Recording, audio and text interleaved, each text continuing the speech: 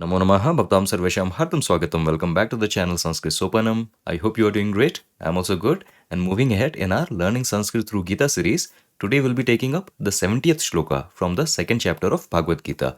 And again in this shloka, Krishna is telling us what kind of a person attains peace, attains this tranquility of mind, this shanti, while living, experiencing, and transacting in this world.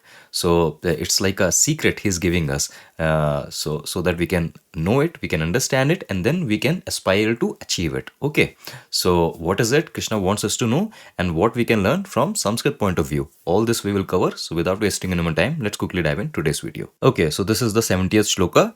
Again, as you can see, the poetic meter, the chandas has changed again. And we have seen this before also. In Bhagavad Gita, there are only two chandas happening, Anushtup Chanda and Trishtup Chanda. So the verse that is presented here, this again is in Trishtup Chanda. Okay, so there is a slight change in chandas. Those of you who understand this chandas and poetic meters and all, they can relate to it. But this is the shloka. Let me go through the shloka once. Apuryamanam machala pratishtham samudramapah pravishanti yadvat tadvat kama yam pravishanti sarve sa shanti mapnoti na kama kami. Actually, for this Trishtup Chanda, we have a very popular tune, no, that we frequently use to chant Tvameva Mata Chapita Tvameva. So that is also in Trishtup Chanda. So you can apply that same tune here. Apuryamanam achala pratishtham samudramapah pravishanti yadvat tadvat kamayam pravishanti sarve sa shanti mapnoti na kama kami. Okay, so that is how you can use any popular tune you have for any stotram, and if any other verse is following that same poetic meter, that same chanda, that you can reuse that tune in that stotram and verse and shloka also. Now this Tameva Mata Chapita Tumeva, this is generally chanted in this tune. At least this is the tune that I learned this shloka in. So the chandas is same, so I can reuse that same tune here. Okay, but then again, the world of poetic meter is wide and beautiful. We will explore it some other time. Anyways, this is the Mula Shloka, and this is the Padacheda, the Sandhi Vicheda version of the same Shloka. Again, let us quickly talk about all the Sandhis we can spot in the Shloka. So see, the first two padas, Apuryamanam, Achala Pratishtham, they are just combining. Why they are combining? Because there is a Halanta letter, so it will combine with the next letter. Okay, so it is just a simple Varna Melanam. So there is no Sandhi that is happening here. But then between Achala Pratishtham and Samudram, you can see the Sandhi. What is happening? So the Padant Makara is changing into Anuswara in the Mula Shloka. So this is the Anuswara Sandhi. Okay.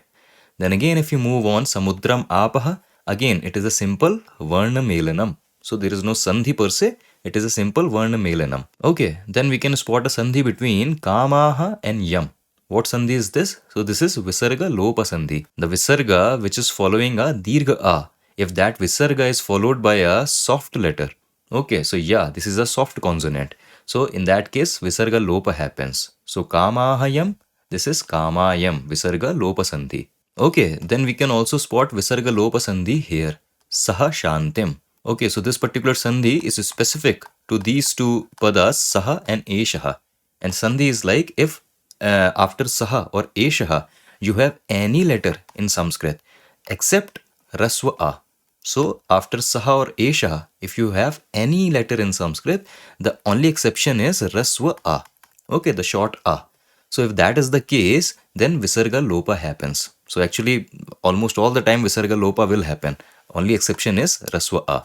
So Saha Shantim, this is Sa Shantim. So this is also part of a Visarga Lopa Sandhi, particular to these two padas, Saha and Eshaha. Okay, so I think that is all. Again, you can spot Anuswara Sandhi happening here also. Yam Pravishanti. So again, that Padant Makara is changing into Anuswara. But again, all these Sandhi rules and the entire word by word breakdown of this shloka is in the PDF sheet for your own Swadhyaya purpose. You can download the PDF sheet from the link in the description box. Now let us move on and start the decoding of the shloka. Okay, so in this shloka, we can spot three Kriya Padas. Actually, there are only two Kriya Padas, Pravishanti and Apnoti. So we'll take the Pravishanti, this Kriya Pada first. And to begin with, I am taking this Kriya Pada along with this Avyayam Yadvat. Okay, because see, whenever we have such shlokas where you have this combination pair, no, Yatha, Tatha. So it is like a part of same thing. No, Yatha, this and this, tatha that and that. So in that similar fashion, we have here yadvat and tadvat. So it is basically a comparison being made, that one statement is being compared to another statement, a kind of a simile that is being used. So I am taking this kriya pada along with this yadvat, okay, so that it can tie the meaning of the sentence nicely. So yadvat pravishanti. Yadvat, again, as I said, exactly same as yatha, just as. And yadvat is also a avyayam. So yadvat, just as pravishanti, something enter. Because this pravishanti is coming from vish dhatu. So pra is the upsarga here, and this combination pra upsarga with vish dhatu, this basically means to enter. Okay, and the form is lat lakarah prathama purushah bahuvachanam. So pravishati, pravishatah, pravishanti. Okay, so that is that pravishanti, that they enter. And the question will be kaha pravishanti, what enter? And the response is yadvat apaha pravishanti. Apaha. So this is coming from apa pratipadika. It is a pakarant pratipadika, up. And the gender of this pratipadika is feminine. So it is a strilinga pratipadika. And this pratipadika means water. Okay, jalam. So that is the meaning. And for this particular pratipadikam, we only have bahuvachanam forms. So the prathama vibhakti bahuvachanam form is this apaha. Okay, water, or you can also say waters. Again, waters in the sense that from different several sources, all the water that is coming in. So in that sense, waters. Okay, water coming from different sources in that sense. Yadvat apaha pravishanti, just as waters enter. And if you move on, so the question is, yadvat apaha kam pravishanti. Okay, to what does it enter? Okay, the destination of that water. And the response is, yadvat apaha samudram pravishanti. Okay, just as the water enters the sea, enters the ocean. And samudram, this of course is coming from the pratipadika samudra. Samudra is a pullinga pratipadika. Samudra means, again, you can take either of the meanings, sea or ocean. Yadvat apaha samudram pravishanti. Okay, since this pada is the karma of this kriya. And see, I have discussed this point before, that whenever something is a destination for a given movement, okay, so just as the water enter, so this samudra is like a destination for all that water that is coming in, that is entering. Okay, so whenever we show a destination for any kind of a movement, that destination is always shown in dvitiya vibhakti. Okay, so that is why samudra here is in dvitiya vibhakti. It is the karma of this kriya also. So that is why also it is dvitiya vibhakti. But whenever we have a movement and we are showing a destination for that movement, so that destination is typically shown in dvitiya vibhakti. And again, the entire meaning is yadvat apaha samudram pravishanti. Just as the waters enter the sea, just as the waters enter the ocean. Okay, I hope so far it is clear. And now we have few adjectives for this samudra. And we have two adjectives, apuryamanam and achala pratishtham. So let us understand both these words one by one. Apuryamanam. So this is a kridanta. And this is coming from, a is the upsarga. If it is a kridanta, so of course there is a dhatu and there is a krit pratyaya. So pur is the dhatu and shanach is the krit pratyaya. And again, shatra and shanach, these krit pratyaya we have encountered so many times before. And in the previous shloka also we saw the use of shatra pratyaya. So shatra and shanach, they do the same thing while doing that action. Okay, the continuity of an action. So while doing, this is the sense that these shatra and shanach, they add to the dhatu. Okay, and then we have also discussed this thing, that what is the difference between shatra and shanach? The difference is this, that shatra, this pratyaya is used with a parasmayapadi dhatu and shanach is used with an atmaneyapadi dhatu. So this pur, this dhatu here, pur dhatu means to fill. Okay, to fill, to fulfill in that sense. So this pur is a atmanepadi dhatu, and that is why we cannot use shatra, we have to use its counterpart shanach. Okay, so we have a upsargaha, pur dhatuhu and shanach pratyaya. Pur dhatuhu is basically being modified by shanach pratyaya. And now an important point. This formation is happening as per karmani prayoga. Okay, see, we have spoken about this thing also, kartari prayoga and karmani prayoga. Kriya padas are also in both. Kriya padas are in kartari prayoga also and they are in karmani prayoga also. What is a kartari prayoga? When the action is being related to karta. When karta is pradhana, so that is kartari prayoga. Okay, balakaha pustakam pathati. So in this sentence, the kriya pathati is associated with the karta. Karta is pradhana here. Balakaha pathati. So this entire sentence is Kartari Prayoga, and the Kriya Pada also is the Kartari Prayoga form, pathati. So Balakaha Pustakam pathati. But then the same sentence can be rewritten as Pustakam Balakena pathyate. Okay, so in this sentence, this is a passive voice. The book is studied by the boy. So in this passive voice, now the Kriya Pada, it is associated with the karma, because in passive voice, in Karmani Prayoga, karma is pradhana. Okay, Pustakam pathyate, the book is studied. That is important. So the Kriya Pada also associates itself to the karma. So Balakaha pathati, boy studies, this is the Kartari Prayoga, and so the Kriya Pada pathati, it is also the Kartari Prayoga form of Kriya Pada. But then Pustakam pathyate, the book is studied. So this is the Karmani Prayoga, and so the Kriya Pada is also Karmani Prayoga form. Okay, pathyate. Okay, so again in our previous videos we have spoken about this thing, Kartari and Karmani. This entire combination is also happening in Karmani Prayoga. Why? Because this adjective is being used for samudra. Okay, so we are using an adjective, we are creating an adjective for the karma of the kriya. So it has to be Karmani Prayoga. Okay, and again see the meaning also. Pura dhatu means to fill. Okay, Pura dhatu means to fill. So Shanach, if I modify, if in a usual setting of Kartari Prayoga, if I modify this dhatu using Shatra or Shanach Pratyaya, the meaning will become filling. Okay, filling or while filling. Because Pura dhatu means to fill. So the continuity of action while filling. Okay, and this is associating itself with the Karta. That someone or something while filling. Okay, so that is the Kartari use. But then in this sentence, I don't want to say water is filling. No, I am saying the ocean is being filled. Okay, so I am using this continuity for the karma. Okay, the karma is being described. The Kridanta is associating itself with the karma. And so it is this entire combination is happening in the Karmani use. It is happening in the Karmani Prayoga use, in the passive voice use. Okay, and just to quickly show you that how you yourself can get these forms in Kartari Prayoga and Karmani Prayoga, all that, again using that same Ashtadhyayi website, ashtadhyayi.com, you see this dhatu, Pura dhatu. It is an Atmanepadi dhatu. So that is why we are using Shanach Pratyaya, right? And now if you go to this Kridanta, all the Kridanta forms, okay, let me bring it here, and you scroll down and you find the Shanach Rupa. So this Puryamana, this is the Shanach Rupa, but this is the normal Kartari usage. Okay, so this Puryamana will mean while filling or filling in that sense. But we are looking for Bhava Karma Shanach.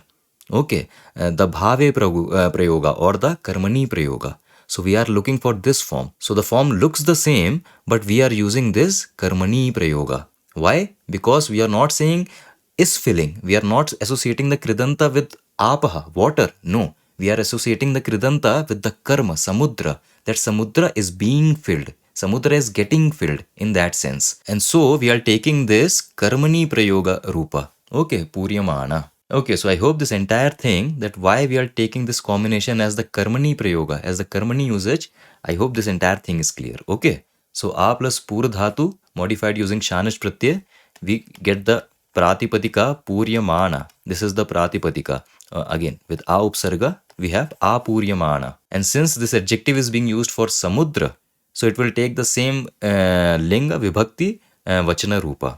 So Samudra, it is Pullinga Dutiya Vibhakti Ekvachanam. So this A Puryamana, this Pratipadika will also take the same Rupa and changes into A Puryamanam. And then we have another adjective, Achala Pratishtham. And this Achala Pratishtham, this is a Samastpadam. What does it mean? So Pratishtha means your position. Okay, Pratishtha, your position, your seating in that sense. And Achala means fixed. Okay, so with this Samastpadam, what we are trying to say? We are trying to say Achala Pratishtha Yasya. Okay, that one whose Pratishtha, one whose position is Achala, is fixed, is unmoving. Okay, since Pratishtha, this is a Strilinga Shabda. So the adjective Achala is also taking the Strilinga form Achala.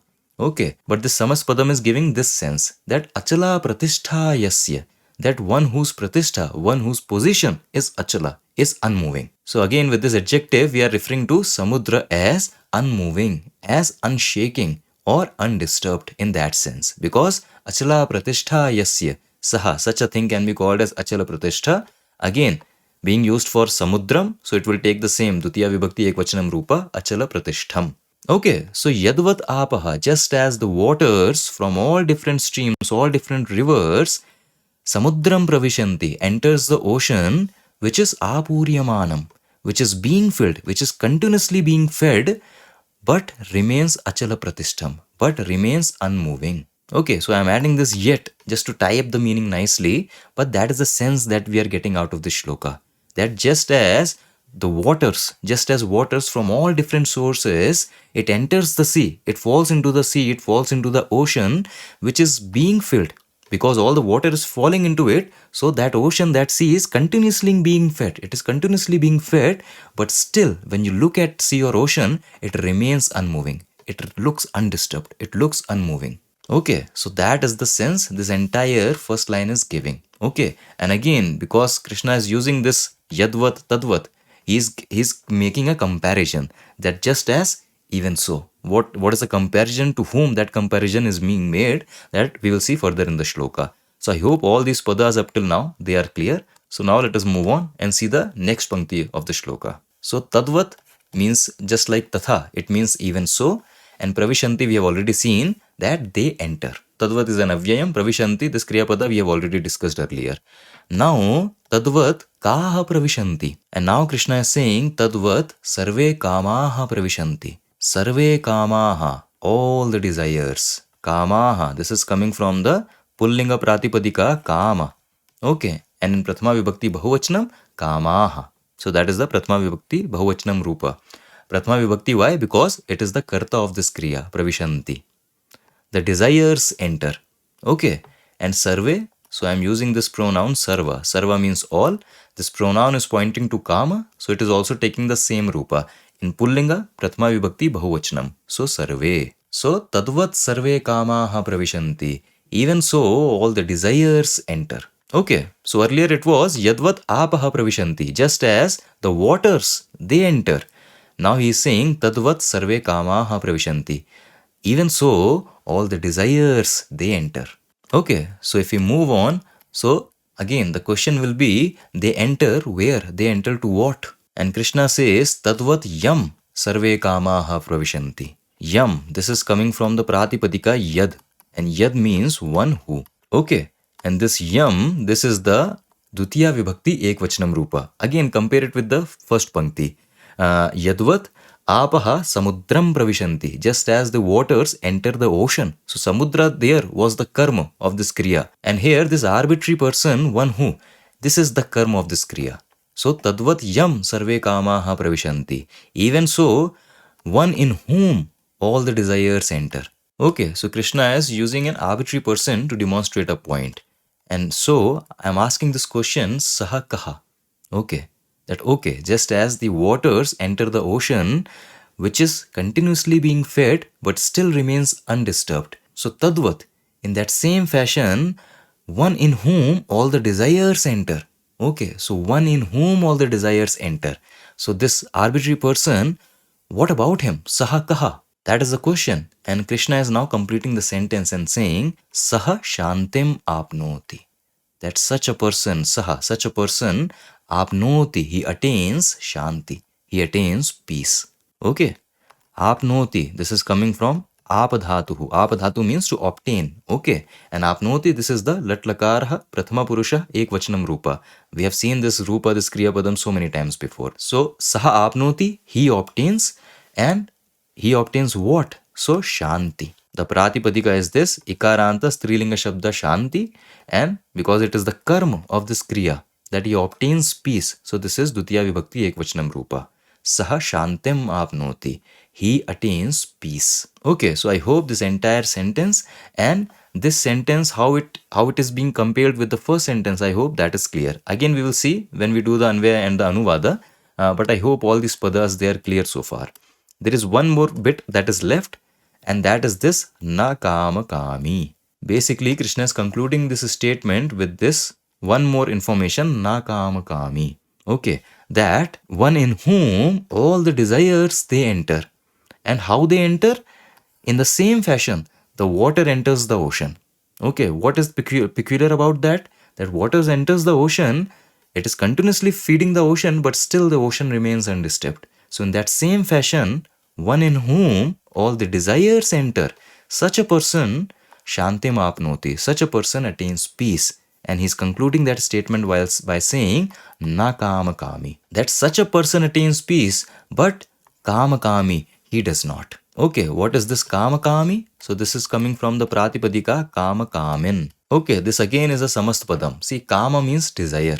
Okay, and kamin means one who chases the desire, one who hankers after the desires. Okay, so basically kamin means the desirer. Okay, kama kamin, this is the pratipadika, and kama kami, this is the prathama vibhakti ekvachanam rupa in pullinga. Okay, just as yogin, yogi, sannyasin, sannyasi, that same inanta pratipadika in that same form. Okay, so Krishna is saying that such a person attains peace. Okay, the person we saw earlier, and he's saying na kama kami, but the desirer of the desires, one who hankers after those desires, one who runs after those desires, he does not. That such a person does not attain peace. Okay, so he's concluding the statement with that. Okay, so I hope this entire padas, all these padas, they are clear. So since it is a lengthy shloka, and then Krishna is also using a simile form of to make this comparison. So let us again see the Anvaya along with the Anuvada so that we reinforce our understanding here. Yadvat apaha samudram pravishanti. Just as waters, and waters here mean all different streams of water, all different streams, all different rivers, so water from all the different sources. So yadvat apaha samudram pravishanti. Just as all streams of water enter the ocean. And the important point is, how is the ocean being described here? That is apuryamanam. The ocean which, even though being continuously fed, it is continuously being filled, but is achala pratishtham, but still remains unmoving. So just as all streams of water enter the ocean, which even though being continuously fed, still remains unmoving, undisturbed, taduvat, even so, in the same fashion, yam sarve kamaha pravishanti, one in whom all the desires enter, saha shantem apnoti, he alone attains peace, na kama kami, not someone who is a desirer of desires, not someone who hankers after those desires. Okay, so that is the entire Anuvada translation of the shloka. Okay, so this one again is a classic example of combining beautiful poetry with such sublime message, with such lofty philosophy supporting it behind it. Okay, what is Krishna telling us? So again, just as in the previous shloka, he made a comparison between a common person and a person of steady wisdom, a man of steady wisdom, a yogi, a muni, a sthita prajna person. So a comparison was made between a common person and a yogi. That same yogi, that same person of perfection, man of perfection, he is being again described in the shloka using a beautiful example. What is the example? What is the comparison that is being made? So just as all the waters from all different streams, different rivers, it keeps falling into the ocean, into the sea. Okay, so millions and billions of gallons of water keeps feeding into the ocean, but the ocean, it remains unmoving. The ocean, it remains undisturbed. The ocean, it does not even increase by an inch. Okay, so a yogi is compared to that. A yogi is like this. Why? Because see, just like all of us, a yogi, a man of steady wisdom also, they also occupy the same world. It's not that after enlightenment or after self-realization, they travel and move into some another world. No, it is the same world that they occupy, that we occupy. It is the same world which they live in. Okay, but what is the difference? The difference in when we, through our five senses, all these sense stimuli which reach our mind through our five senses, all these in millions and billions of sense stimuli, they continuously keep agitating us. All even little sense stimuli that we receive through our senses into our mind, even that little sense stimuli, it will agitate us. Okay, it will create a chitta vritti, it will agitate us. Okay, due to that, a thought, a emotion, or idea will pop up, and we will get carried away with that. So all these sense stimuli, they continuously keep agitating us. But a yogi is like that ocean, which is continuously being fed by billions and millions of gallons of water, but it still remains undisturbed. So a yogi, just like us, his five senses also are continuously interacting with the outside world. So his five senses are also continuously taking all these sense stimuli from all the different sense objects in the world. They are also continuously taking the sense stimuli and feeding into the mind. But the difference is the yogi is not agitated by them. Okay, the yogi, he remains undisturbed. Okay, all those sense stimuli which is coming from different sense objects through his sense faculties, even when they enter his mind, it does not generate a desire in him. Okay, this is a sense stimuli, now I have to chase it. Then again something else, I have to chase it. Then again something else, I have to chase it. Okay, he does not become the desirer of the desires. He does not hanker after those desires. Because a yogi, he remains free from these vrittis of our chitta. Okay, that is yoga, no? Yoga chitta vritti nirodha. That what is a yoga? Yoga is when all these agitations of chitta, all these agitations of mind, they completely cease. Okay, and for a yogi or for a man of steady wisdom, one who has completely mastered control over his senses and so over his mind, even though all these sense stimuli still feed him, okay, all these sense stimuli still continuously feed into his mind, but they do not agitate him. Okay, they do not generate a desire in him. Okay, and that is why such a person alone is able to attain peace. And peace is happiness. Krishna again told us in the previous shloka that Shanti, this tranquility of mind, this peace is what is joy, what is happiness. Okay, so a beautiful comparison is being made that a yogi is like an ocean. Ocean is also continuously being fed by so much water, but still it does not disturb him. Similarly, a yogi, just like any of us, he is living in the same world, he is interacting and experiencing and transacting in the same world. So, of course, his sense faculties are also feeding him all the different sense stimuli from all the different sense objects. Same thing as it is happening with us.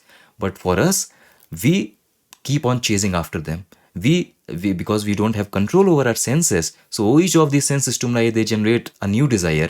Then again we are chasing that desire in a hope that it will get us peace, it will get us happiness. But the end result is that we only keep chasing and keep running and running and running, because we are getting guided by our senses and our mind. They are forever looking outward. They are forever continuously harnessing new and new sense inputs. Prakriti is infinite, so there will always be infinite things outside. Okay, it's not that today there is so much consumerism and there are so many products. No, we have barely scratched the surface. Prakriti is literally infinite. Okay, so it has a capacity of producing infinite things. Okay, so there will always be new things, new objects outside. There is one way that we keep chasing one desire after another desire in the hope of attaining true happiness, true peace, but that will only remain a hope. But for a yogi, when he gets this complete control over his senses, he masters his control over his senses, that even though the senses, because of their very nature, they still get all the sense inputs, but those inputs now do not agitate him, and he remains peaceful, he remains free. Okay, so that is what a beautiful shloka again. Of course, please support these verses through a genuine bhashya commentary on them, so that you can enjoy the poetry and you can understand the esoteric message behind these verses also. I hope all the words, they were clear. It is a long verse, but I hope all these words were clear. You have the PDF sheet. In case I missed out anything, I'll now take leave. I'll meet you with another video, with another shloka. Until then, stay awesome, stay happy, keep learning Sanskrit. Vayam punah milamaha. Dhanyavad.